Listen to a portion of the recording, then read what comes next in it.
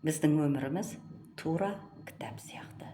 Ол қалай десеңіздер, алдымен менің парақшама тіркеліп лайк басыңыздар, және де осы видеоны өзіңізге сақтап алыңыздар. Мен сіздерге қазір түсіндіріп айтатын боламын. Қараңыздаршы, біз кітапты оқыған сайын, мысал үшін, бетін бүйтіп ашып оқимыз.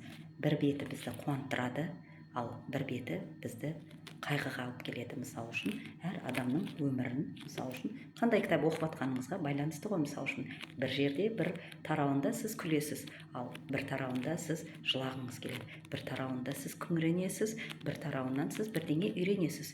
Ал кітап азайған сайын, қараңыз, парағы азайған сайын, дәл біздің өзіміздің өмірімізде тура солай азая береді.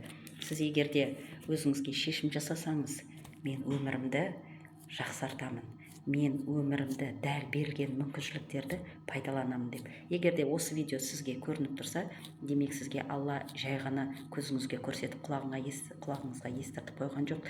Өйткені сізге бұл өте қажетті дүниенің бірі болып тұр. Егерде сіз ары қарай жан-жақты және де рухани дамығыңыз келсе, мысал үшін, өз өміріңізді бостан босқа өткізгіңіз келмесе, осы видеоның астына даму деген сөздерді жазып кетіңіздер. Сіздерге керемет құнды ақпарат беретін боламыз. Бәрі тегін, және де тек қана сіз осы қолыңыздағы телефонмен ғана бәрін жасай бересіз.